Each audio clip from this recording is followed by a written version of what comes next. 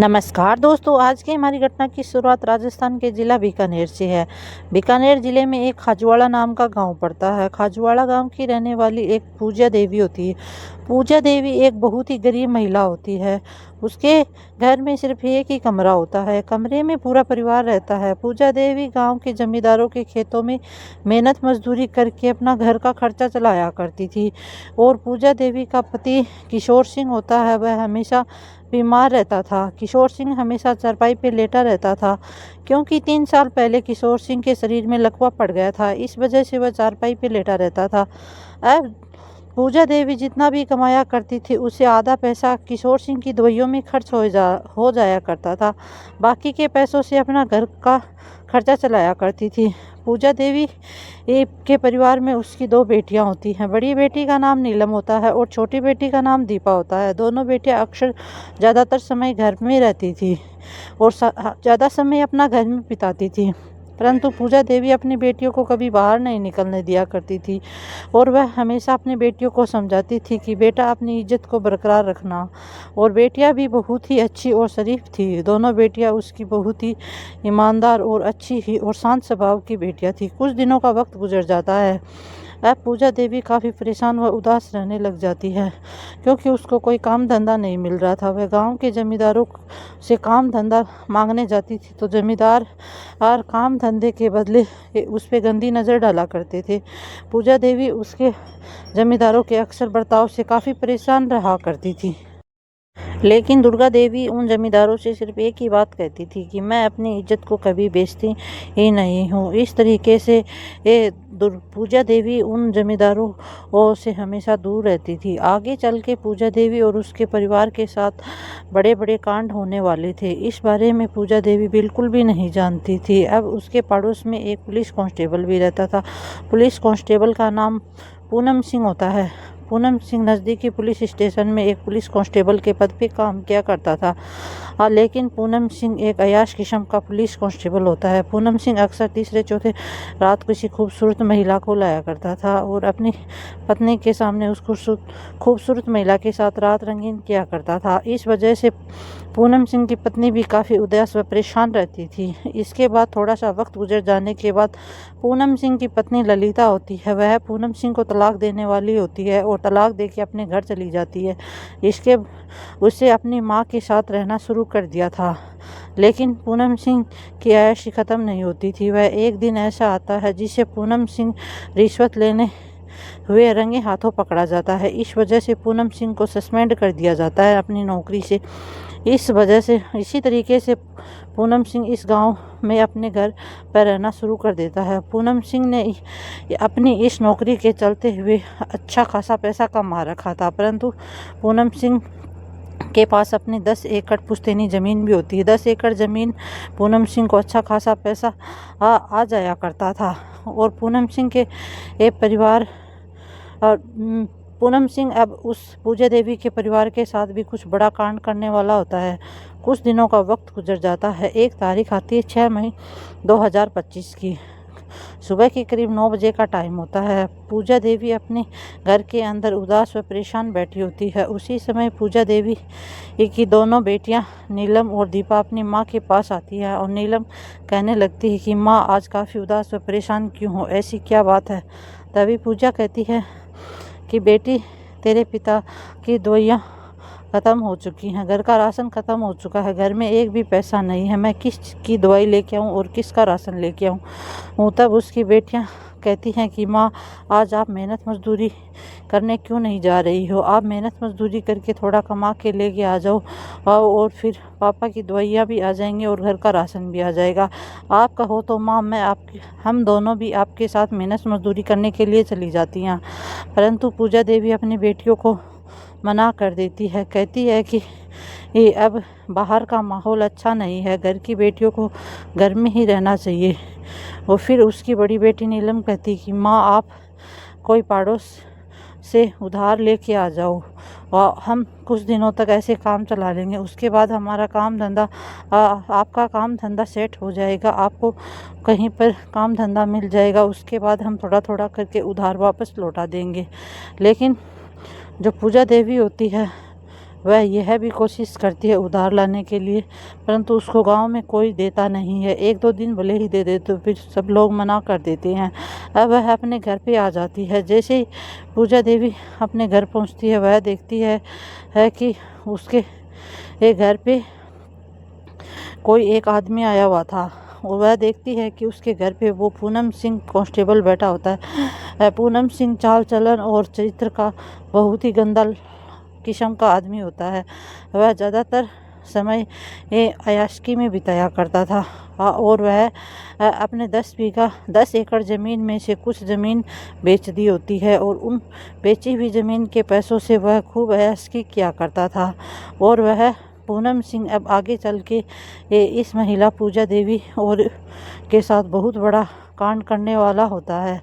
Poonam Singh police constable अब tubewell के सामने एक उसके घर पूजा देवी के घर के सामने एक ट्यूबवेल होता है। वह ट्यूबवेल के ऊपर पानी से नहा रहा होता है। जैसे ही पूनम सिंह पुलिस कांस्टेबल की नज़र उस महिला पूजा देवी पे पड़ती है, तो उसकी खूबसूरत जवानी को देख के पूनम सिंह की नीयत और ख़राब हो जाती है। पूनम सिंह मन में सोचता है कि इतनी खूबसूरत महिला आज तक मैंने कभी नहीं देखी। इस महिला मेरे खेत में कामकाज कर रही है, और थोड़ा वक्त गुजार भी लूँगा और मेरे खेत में थोड़ा कामकाज भी कर देगी। पुलिस कांस्टेबल अब उस महिला से पूछता है कि तुम्हें पैसों की सख्त ज़रूरत है, तुम्हारे पति के लिए दवाइयाँ खरीदनी है और तुम्हारे घर पे राशन नहीं है, इसलिए मैं तुम्हें थोड़े पैसे दूंगा, तुम मेरे खेत में थोड़ा कामकाज कर लो। इसके बाद पूजा देवी कहती है कि ठीक है, मैं आपके इधर नौकरी कर लूँगी, आप मेरे को साहब थोड़े पैसे दे देना, उससे मेरे घर का खर्चा चल जाएगा और मेरे पति की दवाइयों का भी खर्चा चल जाएगा। परंतु जो पुलिस कांस्टेबल पूनम सिंह होता है, वह उस खूबसूरत महिला को लगातार गंदी नज़रों से देखता रहता है और अपनी जेब से थोड़े पैसे निकालता है और उस महिला को वह पैसे दे देता है और कहने लगता है कि कल सुबह 8 बजे के आसपास मेरे घर पे और मेरे खेत में काम करने के लिए आ जाना। इसके बाद पूजा देवी को पैसे लेके अपने घर चली जाती है। घर जाने के बाद अपनी दोनों बेटियों से कहती है कि बेटा, मुझे नौकरी मिल गई है। दोनों बेटियां अपनी माँ की बात सुन के बड़ी खुश होती हैं। पूजा देवी कहती है कि हमारे पड़ोस में जो पूनम सिंह होता है, उसके घर पे मेरे को नौकरी मिली है। कभी कभार उसके खेत में काम करना है, कभी कभार उसके घर पे काम करना है। ये बात सुन के उसकी बेटियां बड़ी खुश हो जाती हैं, कहती हैं कि माँ को काम मिल गया, इससे हमारे घर का गुजारा चल जाएगा, पापा की दवाइयों का पैसा आ जाएगा। और अब आज की रात वह पूरा परिवार खाना खाकर सो जाता है। जैसे ही अगला दिन होता है, सुबह के करीब 8 बजे के आसपास का टाइम होता है। पूजा देवी अपने घर से तैयार होकर पूनम सिंह के घर की तरफ चली जाती है। पूनम सिंह को आवाज़ लगाई जाती है। पूनम सिंह अपने घर का दरवाज़ा खोलता है और सामने देखता है महिला खड़ी होती है। वह महिला पूजा देवी होती है और उसके बाद पूनम सिंह उस महिला को अंदर बुला लेता है।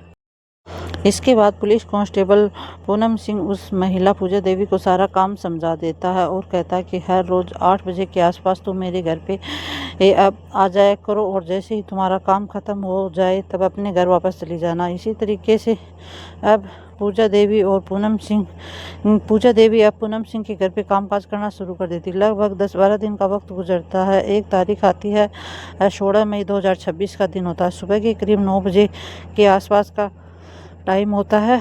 पूजा देवी अपना सारा काम कार्यक्रम ख़त्म करके और अपनी बेटियों को कहती है कि तुम घर पे ही रहना, मैं तुम्हारे पिताजी के लिए पिताजी को दवाइयाँ दे देना और पिताजी का ख्याल रखना। मैं पूनम सिंह के घर पे कामकाज करने जा रही हूँ और आते समय तुम्हारे पिताजी की दवाइयाँ ख़त्म हो गई, वो भी लेके आऊँगी। इसकी यह बात कह के पूजा देवी अपने घर से निकल जाती है। जैसे ही पूजा देवी घर से निकलने के बाद वह पूनम सिंह के घर पहुंचती है। देखती है कि पूनम सिंह अपने घर के अंदर बैठकर शराब पी रहा था, लेकिन पूजा देवी को इन सारी बातों से कोई मतलब नहीं था। पूजा देवी सीधी सादी महिला होती है और पूजा देवी अपने घर का कामकाज ख़त्म करती है और यहाँ वह अपने कामकाज ख़त्म करके अपने घर वापस आने वाली होती है। तब पूनम सिंह उस महिला पूजा देवी को अजीब नज़रों से देखता है। पूनम सिंह लगभग आधे घंटे तक घर के अंदर बैठकर शराब पी रहा था, जबकि पूनम सिंह को गहरा नशा होगा। नशे की हालत में पूनम सिंह महिला पूजा देवी के पास आता है और पूजा देवी को पूनम सिंह कहता है कि देखो पूजा, तुम्हारे घर के अंदर काफ़ी ज़्यादा गरीबी है, तुम्हारी 2 बेटियां हैं और ऊपर से तुम कितनी खूबसूरत और जवान हो, इस खूबसूरती का कुछ तो फ़ायदा उठाओ। अब पूजा देवी समझ जाती है और पूजा चुपचाप खड़ी रहती है। इसके बाद वह पुलिस कांस्टेबल कहता है कि देखो पूजा, तुम्हारे घर में 2 जवान बेटियां, अगर तुम्हें उन दोनों की शादियाँ करना चाहती हो तो मैं आगे भविष्य में चल के तुम्हारी दोनों बेटियों की शादी कर सकता हूँ और तुमसे एक भी पैसा नहीं लूँगा। लेकिन पूजा देवी इस पुलिस कांस्टेबल की सारी बातों का मतलब समझ जाती है। आज पूजा के मन में सिर्फ एक ही विचार था, आज तक उसने कोई भी गलत कदम नहीं उठाया और ऐसा हो भी नहीं सकता कि वो आगे चल के भी गलत कदम उठाए, लेकिन पुलिस कांस्टेबल आगे चल के उसकी दोनों बेटियों की शादी कर सकता है। बस इतना सोचने के बाद वह पूजा देवी इस पुलिस कांस्टेबल की सारी शर्तें मंजूर जाती है और पुलिस कांस्टेबल को कहने लगती है कि चलो मेरे साथ, तुम कमरे के अंदर चलो, आज इस महिला ने अपनी इज्जत का सौदा कर दिया था। पूजा देवी उस समय मुख्य दरवाज़ा बंद कर देती है, फिर पुलिस कांस्टेबल के साथ कमरे के अंदर चले जाते। कमरे के अंदर जाने के बाद पूजा देवी और उस पुलिस कांस्टेबल के बीच रजामंदी से गलत रिश्ते कायम होते हैं और दोनों काफ़ी समय तक गलत रिश्तों को अंजाम देते हैं। इसी गलत काम को करते हुए दोनों की इच्छाएं पूरी हो जाती हैं और फिर पूजा देवी को पुलिस कांस्टेबल कहता कि तुम किसी बात की फिक्र मत करो, 2-3 साल का वक्त गुजरने के बाद मैं तुम्हारी बेटियों की धूमधाम से शादी कर दूंगा। लेकिन जो पूजा देवी होती है पुलिस कांस्टेबल की किसी भी बात का मतलब नहीं समझ पाती है, आंखें बंद करके उस पुलिस कांस्टेबल पे विश्वास कर लेती है। लेकिन आगे चल के यह पुलिस कांस्टेबल पूजा देवी की दोनों बेटियों के साथ भी बहुत बड़ा कांड करने वाला होता है। इसी तरीके से पूजा देवी अपने कामकाज में व्यस्त हो जाती है और शाम के करीब 7 बजे के आसपास अपने घर वापस आ जाती है। इसके बाद पूजा देवी के मन में एक ही बात सोचती रहती थी कि उसके घर की गरीबी आखिरकार अंत होने वाला है और गरीबी पूरी तरीके से ख़त्म हो जाएगी। पूजा देवी इस बात को नहीं भांप पाती कि उसके साथ आगे चल के क्या होने वाला था। वह हर रोज़ उस पुलिस कांस्टेबल के घर जाती और उसके साथ वक्त गुजारा करती थी। पुलिस कांस्टेबल भी उसको कुछ पैसे दे दिया करता था और काफ़ी दिनों का समय गुजर जाता है। ऐसे ही एक तारीख आती है, 25 मई 2026 का दिन होता है। सुबह के करीब 9 बजे का टाइम होता है। उस समय पूजा देवी की तबीयत अचानक ख़राब हो जाती है। पूजा उस समय अपनी बड़ी बेटी नीलम को आवाज़ देती है। नीलम कहती है कि बेटी, आज मेरी तबीयत ज़्यादा ख़राब है, पूनम सिंह के घर पे नहीं जाऊंगी, आज तुम्हें ही पूनम सिंह के घर पे कामकाज करने के लिए जाना पड़ेगा। जैसे ही नीलम को बात कही जाती, नीलम कहती कि माँ, मैं भी पुलिस कांस्टेबल के घर पे कामकाज करने के लिए नहीं जाऊंगी। जैसे ही माँ बेटी के बीच बातचीत हो रही थी, उसी समय पुलिस कांस्टेबल पूनम सिंह दुर्गा देवी को फ़ोन कॉल करता है और दुर्गा देवी को कहता है कि दुर्गा, आज तू काम करने क्यों नहीं आई। दुर्गा कहने लगती है कि आज मेरी तबीयत ख़राब है, लेकिन तुम फिक्र मत करो, मैं तुम्हारे घर पे मेरी बड़ी बेटी नीलम को भेज रही हूँ। जैसे ही पूनम सिंह ये बात सुनता बड़ा खुश होता है। पूनम सिंह एक बहुत ही बड़ा कांड करने वाला होता है उसकी बेटी नीलम के साथ। इसके बाद पूनम सिंह का फ़ोन कॉल कट जाता है और पूनम सिंह का फ़ोन कॉल कटने के बाद उसकी बेटी पुलिस दरोगा के उधर काम करने के लिए चली जाती है। लेकिन माँ उस घर पे मैं कामकाज नहीं करूँगी, यह बात नीलम अपनी माँ से बार बार कहती रहती है पर माँ दुर्गा देवी कुछ समझ नहीं पाती है। वह भूल जाती है कि पुलिस कांस्टेबल भी उसकी बेटी के साथ कुछ गलत करने वाला होता है। वह उसी के साथ साथ उसकी बेटी के साथ भी वक्त गुजारने वाला होता है। ऐसे ही आगे चल के पुलिस कांस्टेबल उसकी पूजा देवी की बड़ी बेटी के साथ भी बड़ा कांड करने वाला होता है और ऐसे करते करते नीलम को वो पुलिस कांस्टेबल पूनम सिंह के घर पे काम करने के लिए भेज देती है। जैसे ही पूनम सिंह के घर पे पहुंचती है तो दरवाज़ा खोलता है, सामने नीलम खड़ी होती है। नीलम को देख के पुलिस कांस्टेबल बहुत बड़ा खुश होता है और उसकी सुंदरता को बार बार देखता ही रहता है। लेकिन पुलिस कांस्टेबल पूर्ण सिंह की नीयत और भी ज़्यादा ख़राब हो जाती है। पूर्ण सिंह उस नीलम को घर के अंदर बुला लेता है और नीलम घर के अंदर प्रवेश कर लेती है और खाना बनाने शुरू कर देती है। इसके बाद नीलम कहती है कि मुझे माँ ने कहा कि आपके खेत का काम भी करना पड़ेगा, मैं पहले रसोई का काम निपटा देती हूँ, इसके बाद आपके खेत का काम भी कर दूँगी। लेकिन पूनम सिंह की नियति में काफ़ी कमी आ चुकी थी। पूनम सिंह अब मन में सोचने लगता है क्यों ना इस लड़की का भी फ़ायदा उठा लिया जाए। इसके ये घर में गरीबी है, वह पूरा गरीब परिवार है और इस गरीबी का शिकार और ज़्यादा हो जाएगा और इस गरीब परिवार का और ज़्यादा फ़ायदा उठा लिया जाए। पूनम सिंह सिर्फ यही बात सोचता रहता है और कुछ देर बाद वह शराब पीना शुरू कर देता है। काफ़ी देर तक बैठा बैठा शराब पीता है, लेकिन जो नीलम है वह जानती थी कि उसके साथ कुछ गलत होने वाला है। और कुछ आधे घंटे का वक्त गुजर जाने के बाद जब पूनम सिंह को पूरा नशा हो जाता है और वह मौका पाते ही घर का दरवाज़ा बंद कर देता है और नीलम के पास चला जाता है और नीलम को कहता है, नीलम देखो, आज मेरे घर में मेरे अलावा और तुम्हारे अलावा कोई नहीं है। मैं तुम्हारे साथ थोड़ा सा वक्त गुजारना चाहता हूँ। इस काम के बदले मैं तुम्हें पैसे दे सकता हूँ। यह बात किसी को पता नहीं चलनी चाहिए। अब जैसे ये बात नीलम को कहती, नीलम को गुस्सा आ जाता है। नीलम कहने लगती है, मुझे अपने घर जाना है, मैं अपने घर जाना चाहती हूँ। लेकिन पूनम सिंह शराब के नशे में धुत होता है। पूनम सिंह मन में सोचता है कि लड़की मानने वाली नहीं है। पूनम सिंह उसी समय रसोई के अंदर चाकू उठाता है और चाकू से नीलम की गर्दन पर तान देता है। नीलम को कहता है कि अगर तू ऐसा नहीं करेगी तो मैं तेरा गला काट दूंगा। लेकिन अगर तुमने चीखने चिल्लाने की कोशिश की तो तुम्हें जान से मार दूंगा। ऐसी बड़ी बड़ी धमकियाँ देने लग गया है और नीलम काफ़ी डर जाती है। अब पूनम सिंह कहता है कि तुम्हें मेरे साथ कमरे में जाना पड़ेगा। अब लड़की की गर्दन पे चाकू रखा जाता है और लड़की सहमी और डर जाती है और वह उसके साथ कमरे में चली जाती है।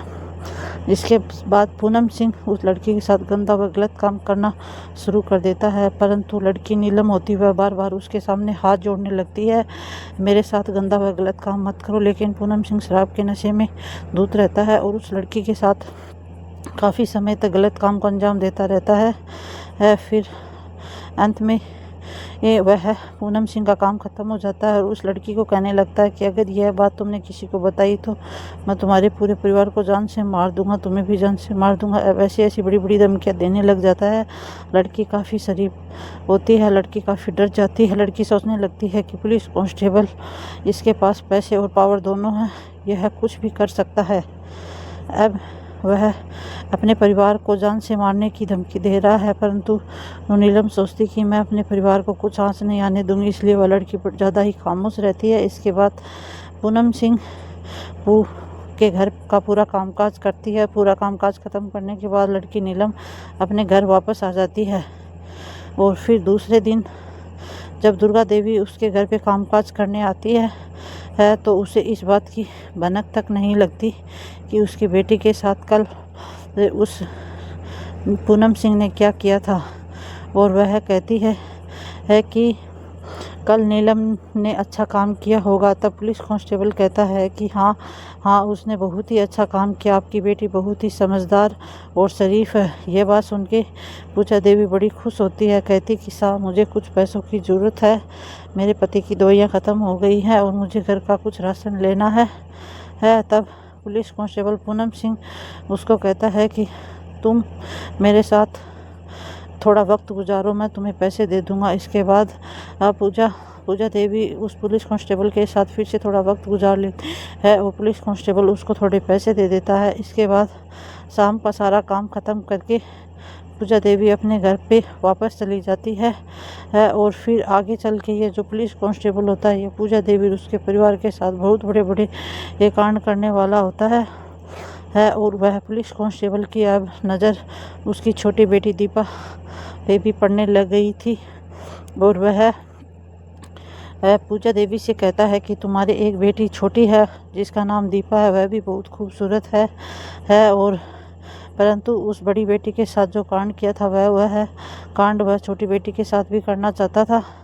ये बात कही तब पूजा देवी अब समझ जाती है कि ये मेरी बेटी नीलम के साथ कुछ बड़ा कांड किया, इसलिए नीलम के बारे में नहीं, पूजा के बारे में बातें करता है। फिर आगे चल के उसने ये जो दीपा होता है उसके साथ अपना वक्त गुजारने की कोशिश करता है, परंतु वह लड़की जो दीपा होती है है वह उसके घर पे एक भी दिन काम करने नहीं जाती है। इसलिए ये एक दिन फिर अचानक से ये पूजा देवी की तबीयत ख़राब हो जाती है और पूजा देवी अपनी बेटी नीलम को वो ज़बरदस्ती उस पुलिस दरोगा के घर पे काम करने के लिए भेज देती है।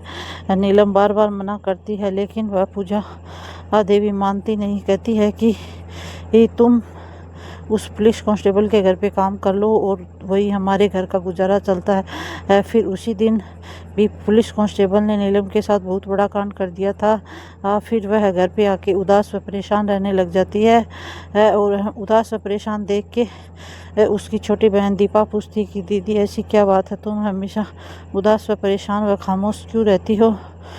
तब अपनी बहन दीपा को कहती है कि उस पुलिस दरोगा ने ये मेरे साथ ये सब किया। तब दीपा कहती है कि तुम झूठ बोल रही हो, झूठ बोलकर अपने आप को वो गुमराह कर रही हो। इसी तरीके से ये पूरी बात नीलम अपनी बहन दीपा को बता देती है। ऐसे ही पूरी रात गुजर जाती है। अगला दिन होता है सुबह के करीब 8 बजे का टाइम होता है। इसके बाद नीलम अपनी माँ पूजा देवी के पास जाती है और पूजा देवी को कहने लगती है कि मेरी तबीयत माँ आज आपकी तबीयत कैसी है। तभी दुर्गा देवी कहने लगती है कि मेरी तबीयत ठीक है और जब तक मैं ठीक नहीं होती है तब तक तुम्हें पुलिस दरोगा पूनम सिंह के घर पे कामकाज करने पड़ेगा। जैसे ही अपनी बेटी नीलम को ये बात कही जाती है तो नीलम की आंखों से आंसू निकल पड़ते हैं। आंसू को देख के पूजा देवी अब नीलम से पूछने लगती क्या क्या बात है बेटी, रो क्यों रही हो। तब नीलम कहती है कि माँ मेरा पति भी बीमार रहता है। बेटी नीलम कहती है कि माँ मेरा पति भी बीमार रहता है, मेरा पिता बीमार रहता है, तुम भी बीमार हो गई हो। अब आंखों में आंसू आएंगे तो नहीं, अब और क्या होगा। ये बात सुनते ही पूजा देवी सब समझ जाती है और अपनी माँ से कहती है कि उस पुलिस दरोगा के घर पे कामकाज करना छोड़ दो माँ, हम थोड़ा कमा लेंगे और थोड़ा खा लेंगे। परंतु उसकी माँ मानने के लिए तैयार नहीं थी और वह नीलम को फिर जोर जबरदस्ती उसके घर पे भेज देती है। नीलम उसके घर पर जाती है, दरवाज़ा खटखटाती है। आज पूनम सिंह आज भी अपने घर का दरवाज़ा खोलता है। लड़की नीलम को देखकर बड़ा खुश होता है और नीलम घर के अंदर जाती है, कामकाज करना शुरू कर देती है, घर में झाड़ू पोछा लगाती है। और दूसरी तरफ पूनम सिंह अब शराब पीता है, शराब का नशा होता है। पूनम सिंह लड़की नीलम के पास आता है, नीलम को कहने लगता है कि नीलम तुम किसी बात की फिक्र मत करो, तुम्हारी शादी और तुम्हारी बहन की शादी मैं धूमधाम से करूँगा। लेकिन नीलम उसी की कोई बात पे विश्वास नहीं करता। उसी समय पुलिस कांस्टेबल पूनम सिंह होता है, वह नीलम को कहता है कि चलो दूसरे कमरे में चलते हैं। नीलम आज भी किसी बात का विरोध नहीं कर सकती क्योंकि नीलम के मन में सिर्फ एक ही बात का डर था। नीलम सिर्फ एक ही बात सोच रही थी कि अगर उसने उसकी बात कहीं मानी नहीं तो वह पुलिस दरोगा उसे जान से मार देगा। इसी वजह से नीलम चुपचाप रहती और उसका विरोध नहीं करती। इसके बाद पूनम सिंह उस लड़की नीलम को कमरे में ले जाता है और उसका लड़की का फ़ायदा उठाना शुरू कर देता है। आज भी पुलिस कांस्टेबल पूनम सिंह लड़के के साथ गंदा व गलत काम करना शुरू कर देता है। पूनम सिंह यह काम ख़त्म होते ही पूनम सिंह कहने लगता है कि तुम्हारे घर के अंदर पैसे की कमी है, तुम घबराओ मत, तुम्हारी ज़रूरतें मैं पूरी करूँगा। लेकिन यह बात तुम्हें किसी को बतानी नहीं है। नीलम चुपचाप रह जाती है, नीलम खामोश रहती है। इसी तरीके से अपना काम ख़त्म करके पुलिस कांस्टेबल के घर से बाहर आती है और अपने घर पे चली जाती है। इसके बाद पुलिस कांस्टेबल लगभग 7 दिनों तक इस लड़की पूनम के साथ गलत व गंदा काम करता रहता है और कुछ दिनों का वक्त गुजर जाता है। उसकी माँ की तबीयत और ज़्यादा ख़राब हो जाती है। लेकिन जो पूनम होती है वह अपनी माँ को कहती है कि माँ अब तुम्हारी तबीयत कैसी है, पुलिस कांस्टेबल के घर पे काम करने के लिए नहीं जाना पड़ेगा, अब कैसी तबीयत है माँ। तब वह उसकी माँ कहती है कि बेटा तुम्हें ही उसके घर पे काम करने के लिए जाना पड़ेगा क्योंकि मेरी तबीयत दिन प्रतिदिन और ज़्यादा ख़राब होती जा रही है। फिर एक दिन अचानक से उस नीलम की तबीयत भी ख़राब हो जाती है। इसके बाद नीलम अपनी छोटी बहन दीपा को पुलिस कांस्टेबल के घर पे काम करने के लिए भेज देती है। दीपा की उम्र सिर्फ 14 साल होती है। दीपा की उम्र कम उम्र के कारण दीपा घर का कामकाज थोड़ा ठीक से कर लेती थी, और परंतु वह 14 साल की लड़की दीपा जो कामकाज करने के लिए पुलिस दरोगा के घर पे जाती है, और जैसे ही घर का दरवाज़ा खटखटाती है, इसके बाद पुलिस कांस्टेबल उसका घर का दरवाज़ा खोलता है, और उसके सामने वह लड़की दीपा खड़ी होती है। उसको देख के पुलिस कांस्टेबल बड़ा ही खुश होता है, और खुश होने के बाद वह कहता है कि बेटा आज आप कैसे आए हो। तब दीपा ने सारी बातें बताई कि अंकल आज मेरी बहन और मेरी दीदी ये दोनों की तबीयत ख़राब है, इसलिए वह दोनों काम करने के लिए नहीं आई। दीपा उस दिन तो उस पुलिस कांस्टेबल का घर का सारा काम करके शाम को 7 बजे के आसपास अपने घर वापस चली जाती है, परंतु जो नीलम होती है रात को उसकी तबीयत बहुत ज़्यादा ख़राब हो जाती है। तब उसको एक डॉक्टर के पास ले जाया जाता है। डॉक्टर नीलम का चेकअप करता है और उस नीलम के बारे में कहता है कि यह लड़की तो प्रेग्नेंट है।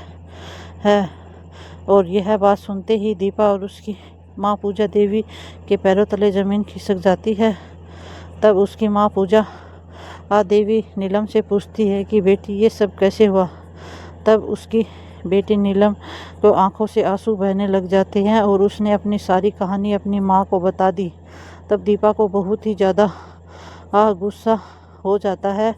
फिर दूसरे दिन सुबह 8 बजे के आसपास उस पुलिस कांस्टेबल के घर पे काम के लिए दीपा निकल जाती है। वो घर पे काम के निकलने के बाद जैसे ही घर का दरवाज़ा खटखटाती है तो पुलिस दरोगा घर का दरवाज़ा खोलता है, और दीपा अंदर घर में आ जाती है और सीधी रसोई घर में जाती है और एक धारदार चाकू उठाती है। परंतु जो पुलिस दरोगा है वह कुछ मन में और ही सोच रहा था। वह सोच रहा था कि आज इस लड़की के साथ भी गलत कर लिया जाए, परंतु वह लड़की खुद ही आज ऐसा कांड करने वाली होती है। धारदार चाकू उठा के सीधा उस पुलिस कांस्टेबल पूनम सिंह के पास आती है। 3-4 बार उसके पीठ पे वार करती है। इसके बाद उसके 3-4 बार चाकू से वार करने के बाद पुलिस दरोगा बेहोशी की हालत में नीचे गिर जाता है। नीचे गिरने के बाद उसके ये जो लड़की दीपा होती है वह उसके प्राइवेट पार्ट को भी चाकू से नुकसान कर देती है। इसके बाद पुलिस दरोगा की ये मौके पर मौत हो जाती है, और यह बात आड़ोस पड़ोस के लोगों में फैल जाती है। फैलने के बाद किसी एक पड़ोस के लोग ने पुलिस थाने में कॉल कर दिया था, तो 1 घंटे के बाद वहां पे पुलिस पहुंच जाती है।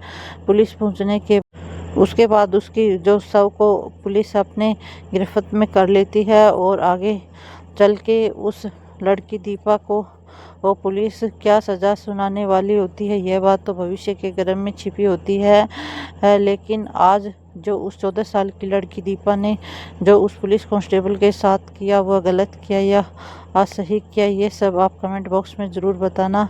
तो दोस्तों, ये कहानी सुनाने के पीछे मेरा मकसद किसी की भावनाओं को ठेस पहुंचाना नहीं किसी की दिल को आहत करना, बल्कि आप लोगों को सचेत करना, जागरूक करना और सावधान करना है। तो दोस्तों, मिलते हैं फिर एक और नई कहानी के साथ। तब तक अपना और अपने परिवार का ख्याल रखना।